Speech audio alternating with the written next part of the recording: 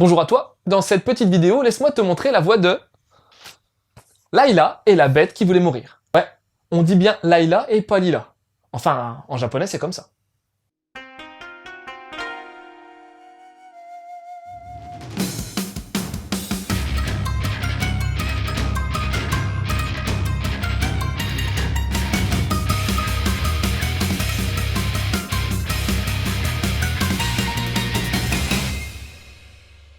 Bon, je commence par qui? Layla ou la bête? On va faire dans le chronologique en te causant tout d'abord de la bête. Son nom, c'est Aaron, avec 2 A.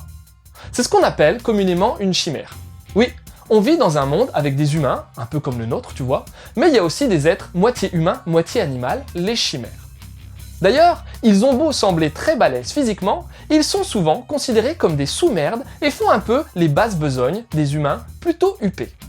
Et tu t'en doutes, c'est le cas pour notre Aaron, qui est une sorte d'esclave d'un grand ponte de la mafia. Ce chef se vante d'ailleurs d'avoir élevé Aaron d'une manière bien particulière pour en faire un joli chien de garde. Isolement, maltraitance, inculcation de mauvais principes. Le résultat? Aaron n'a développé aucun sentiment et aucune empathie. Il peut donc tuer à loisir, sans que ceci ne le gêne.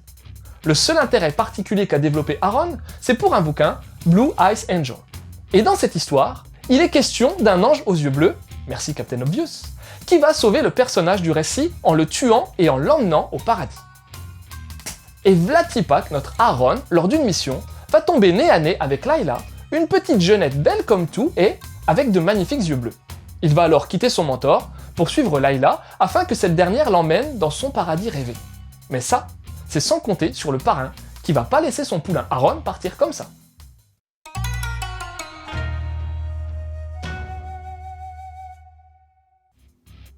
Comment dire? Par où commencer? J'ai pas l'habitude de dire ça comme ça, mais qu'est-ce que j'ai trouvé ça moche? Tu vas dire, mais attends, les goûts et les couleurs. Les goûts et les couleurs, mon cul, ouais.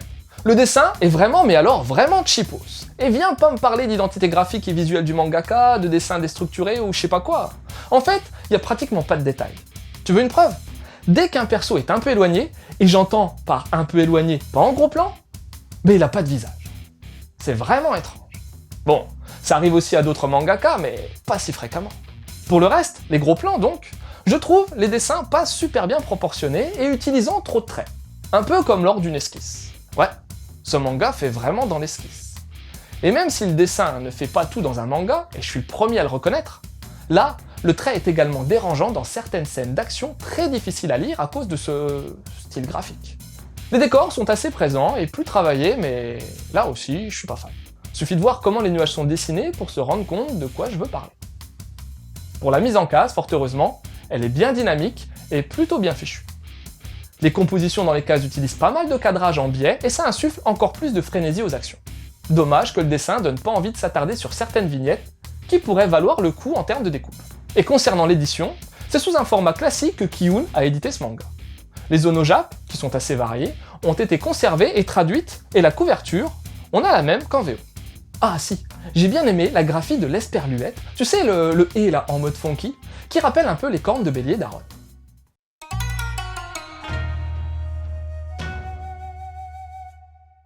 Pour les auteurs, c'est Saita Eziwa qui est chargé du dessin. Il paraît qu'il a débuté dans le fanzina et qu'il s'est fait repérer grâce à ses illustrations couleurs. Et comme tu as pu le voir dans la partie précédente, son style particulier a donné vie au scénario et au storyboard de Konami Asato. Rien à voir avec l'éditeur de jeux vidéo. Lui, il a fait 2 titres en parallèle, Layla et la bête, mais également Tokugawa Jiugo, Tokugawa 15 quoi, où là, il bosse en solo. Et autant j'ai pas du tout accroché à l'univers graphique de Saita, autant j'ai relativement bien apprécié l'histoire de Konami. L'univers décrit est vraiment réaliste et l'incorporation des chimères se fait naturellement et semble tout à fait plausible. On sent bien la misère et la décadence du monde, notamment avec cet environnement mafieux plutôt bien maîtrisé, qui apporte un côté dark au titre. Les persos et les relations développées entre eux sont également bien agencés. Le boss de la mafia est vraiment malsain et la manière dont il a modelé psychologiquement Aaron apporte un réel plus au récit. Car Aaron est un être neutre. Il connaît très peu de choses sur le monde environnant et ne fait aucune distinction entre le bien et le mal. Et c'est là que Layla arrive. Elle, c'est une Cosette qui va avoir une énorme rancœur vis-à-vis d'Aaron et des crimes qu'il a perpétrés. Et pourtant, elle va devoir faire équipe avec. Et pourtant, À force de le côtoyer, elle va comprendre pourquoi il en est arrivé là et pourquoi il est comme ça. Petit à petit, la relation Aaron-Layla va se complexifier car Layla a besoin d'Aaron pour survivre dans ce monde de dingue. Aaron, lui, voit en Layla son ange salvateur et fera tout pour qu'elle l'emmène au paradis. À ce propos, il y a aussi un riche potentiel narratif dans le livre Blue Eyes Angel. Quelle est sa réelle signification? Qui l'a écrit? Tous ces éléments seront certainement développés ultérieurement. Et même si cette histoire de tueur au cœur d'enfant est assez basique et courante finalement, elle est plutôt bien orchestrée scénaristiquement et pourra plaire à ceux qui feront l'effort de dépasser l'aspect purement visuel de ce titre qui, à mon sens, laisse grandement à désirer. Et pour les liens avec Layla et la Bête, j'ai trouvé qu'il y avait pas mal de similitudes avec le film Léon de Luc Besson. Oui, Léon, c'est un tueur à gages qui connaît très peu le monde qui l'entoure et qui va devoir faire équipe avec Mathilda, une gamine de 12 ans.